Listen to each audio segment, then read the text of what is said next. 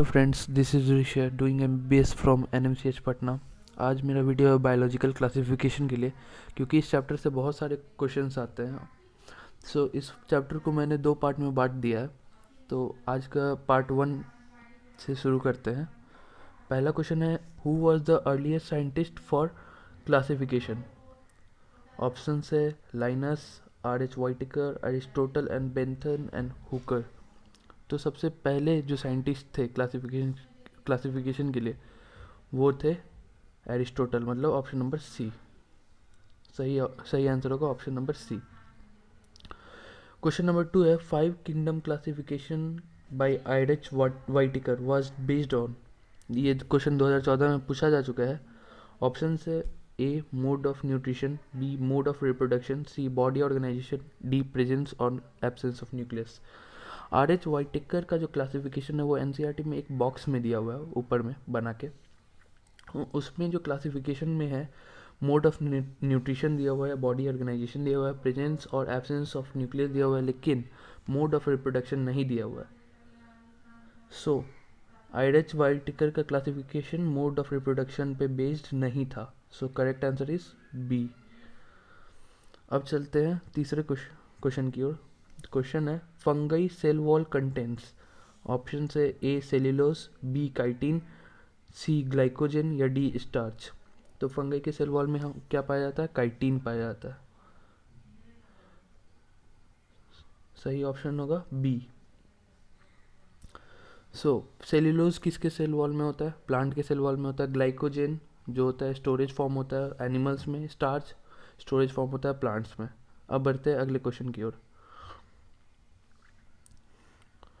Question number 4 है, phylogenetic system of classification is based on. Option A morphological character, option B evolutionary relations, option C cell structure and option D mode of nutrition. तो phylogenetic system of classification किस चीज़ पर based था? Morphological character मतलब जो observable character जो बाहर से दिखता है। इवोल्यूशनरी रिलेशन मतलब जो इवोल्यूशन के दौरान जितने भी चेंजेस आए हैं उस बेसिस पे। सी सेल स्ट्रक्चर, सेल का क्या स्ट्रक्चर उस पर। डी मोड ऑफ न्यूट्रिशन मतलब वो किस तरह से अपना खाना लेता है, भोजन लेता है। So the correct answer is B. B है सही answer. Question number 5, which organism shows the most extensive metabolic diversity. अगर आपने NCERT अच्छे से पढ़ी है तो आपको इसका जवाब मालूम होना चाहिए, क्योंकि ये NCERT के एग्जैक्ट लाइन का क्वेश्चन है। ऑप्शन है ए फंगई, बी एनिमालिया, सी प्रोटिस्टा और डी बैक्टीरिया। तो the correct answer is D bacteria. अब बढ़ते हैं अगले क्वेश्चन की ओर। क्वेश्चन नंबर 6 है, why archaebacteria survives in very extreme condition. मतलब आर्की बैक्टीरिया जो होता है वो इतने एक्सट्रीम, इतने वर्स्ट कंडीशन में कैसे सर्वाइव कर जाता है? ऑप्शन है बिकॉज दे आर हेट्रोट्रॉप, क्योंकि वो हेट्रोट्रॉप होते हैं। ऑप्शन बी है बिकॉज दे आर हैबिचुएटेड, मतलब उनको आदत हो जाती है। ऑप्शन सी है because of different cell wall structure और ऑप्शन डी है because they produce methane gas. Option तो सही आंसर होगा इसका ऑप्शन नंबर सी, क्योंकि उसका सेल वॉल का स्ट्रक्चर जो होता है वो डिफरेंट होता है। उसके सेल वॉल में म्यूरामिक एसिड नहीं पाया जाता है। और एक और बात, आर्की बैक्टीरिया को हम लोग कहते हैं ओल्डेस्ट लिविंग फॉसिल। क्या कहते हैं? Oldest living fossil. अब बढ़ते हैं अगले क्वेश्चन की ओर। Question number 7, heterocyst are present in. Heterocyst किस में पाया जाता है? तो हेट्रोसिस्ट पाया जाता है option A Nostoc, option B Anabaena, option C both मतलब दोनों में, ऑप्शन डी मिथेनोजेन। तो NCERT अगर आपने ऐसे पढ़ी है तो आपको पता है कि ये नॉस्टक और एनाबीना दोनों में पाया जाता है, मतलब the correct answer is C both. अब बढ़ते हैं अगले क्वेश्चन की ओर। Question number 8, chemosynthetic autotrophic bacteria oxidises. मतलब केमोसिंथेटिक ऑटोट्रॉपिक बैक्टीरिया किसको ऑक्सीडाइज करता है? केमोसिंथेटिक ऑटोट्रॉपिक बैक्टीरिया का मतलब होता है कि वैसे ऑटोट्रॉपिक बैक्टीरिया जो दूसरे कंपाउंड्स को ऑक्सीडाइज करके अपना भोजन प्राप्त करते हैं, मतलब खाना बनाते हैं। So options are nitrate, nitriles, both और हाइड्रोजन। तो इसका करेक्ट आंसर क्या होगा? Option A nitrate. अब देखिए, बहुत लोग यहाँ पे ऑप्शन सी बोथ पे चले जाएंगे कि नाइट्राइल्स। एनसीईआरटी अच्छे से पढ़ी है तो वहाँ पे दिया हुआ है नाइट्रेट, नाइट्राइट दिया हुआ है, और मैंने यहाँ ऑप्शन में डाला नाइट्राइल्स, नॉट नाइट्राइट। वो किसको ऑक्सीडाइज करता है? नाइट्रेट, नाइट्राइट और अमोनिया को। तो मैंने यहाँ ऑप्शन में नाइट्राइट ना डाल के नाइट्राइल डाला है, तो ऑप्शन ध्यान से पढ़िएगा, हड़बड़ी में गड़बड़ी हो सकती है।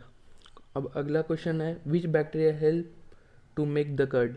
ये जो क्वेश्चन है इसका आंसर हम लोग बहुत मतलब क्लास 7-8 से पढ़ते आ रहे हैं कि कर्ड मतलब दही बनाने में हम लोग कौन सा बैक्टीरिया इन्वॉल्व होता है।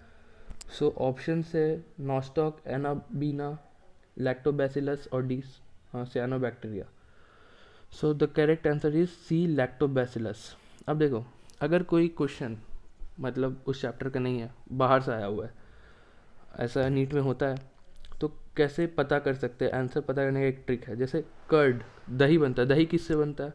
दूध से। दूध मतलब मिल्क, मिल्क मतलब लैक्टो, लैक्टो मतलब क्या होता है? Milk product. तो मिल्क प्रोडक्ट क्या है? कर्ड। और लैक्टो का मतलब भी कर्ड होता है, तो ऑब्वियसली नाम में ही दिया हुआ है लैक्टोबैसिलस, यानी कि मिल्क से रिलेटेड है, इसलिए आप ऐसे भी ऑप्शन को पकड़ सकते हैं। अब चलते हैं अगले क्वेश्चन की ओर। Question number 10, what is the main form of reproduction in bacteria. मतलब बैक्टीरिया में जो रिप्रोडक्शन होता है उसमें सबसे इंपॉर्टेंट जो वो अक्सर यूज़ करते हैं वो कौन कौन सा है? ए फ्यूज़न, बी फीजन, सी फ्रेगमेंटेशन और डी सेक्सुअल रिप्रोडक्शन। तो अगर आपने एनसीईआरटी अच्छे से पढ़ी है तो उसमें साफ लिखा हुआ है कि बैक्टीरिया का मेन फॉर्म ऑफ रिप्रोडक्शन है फीजन। तो option B is the correct answer. Question number 11, which of the following disease is not caused by bacteria. मतलब कौन सा ऐसा डिजीज है जो बैक्टीरिया की वजह से नहीं होता है?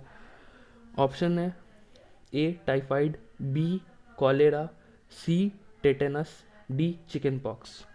तो इसका जो सही आंसर होगा वो होगा डी चिकन पॉक्स। क्यों? क्योंकि चिकन पॉक्स जो है वो वायरस की वजह से होता है, बैक्टीरिया की वजह से नहीं होता है। So option D is the correct. अब बढ़ते हैं अगले क्वेश्चन की ओर। Question number 12, which of the following is not the characteristic of eubacteria. Eubacteria का कौन सा कैरेक्टरिस्टिक नहीं? यू बैक्टीरिया कैरेक्टरिस्टिक नहीं है। Option A flagella, B elastic cell wall, C autotroph, D terrestrial habitat. Eubacteria को true bacteria भी हम लोग बोलते हैं। तो इसका जो करेक्ट आंसर होगा वो होगा बी इलास्टिक सेल वॉल। क्यों? क्योंकि उसमें इलास्टिक सेल वॉल नहीं होता है, उसमें होता है रिजिड सेल वॉल। रिजिड और इलास्टिक दोनों अपोजिट वर्ड है। रिजिड मतलब एकदम मजबूत, अब और इलास्टिक मतलब जिसमें खिंचाव आ सकता है। सो ये दोनों अपोजिट वर्ड है। अब बढ़ते हैं अगले क्वेश्चन की ओर। Question number 13, which bacteria lack cell wall. Options are Nostoc, Anabaena, mycoplasma and the cyanobacteria. तो ये इसका आंसर तो सबको मालूम होगा, option C is the correct, mycoplasma lack cell wall. इसी कारण माइकोप्लाज्मा को जोकर ऑफ बैक्टीरिया भी बोला जाता है क्योंकि उसके पास सेल वॉल नहीं होता है। अब चलते हैं अगले क्वेश्चन की ओर। Question number 14, all single celled eukaryotes are placed under. मतलब सिंगल सेल यू कैरियोट को किसके तहत रखा गया था? Option A Monera, Protista, Plantae और एनिमालिया। तो इसका करेक्ट आंसर होगा बी प्रोटिस्टा, बी प्रोटिस्टा। अब बढ़ते हैं आखिरी क्वेश्चन की ओर। In a 5 kingdom of classification Chlamydomonas and Chlorella was included under option A Protista, option B Monera, option C fungi and option D Animalia. यह 2012 का भी क्वेश्चन है, तो इसका सही आंसर होगा ए प्रोटिस्टा, क्योंकि 5 किंगडम क्लासिफिकेशन में क्लेमाइडोमोनास एंड क्लोरेला को प्रोटिस्टा में रखा गया था। सो आज के लिए बस इतना ही। अगर आपको मेरी वीडियो पसंद आई हो तो लाइक करें, सब्सक्राइब करें और शेयर करें।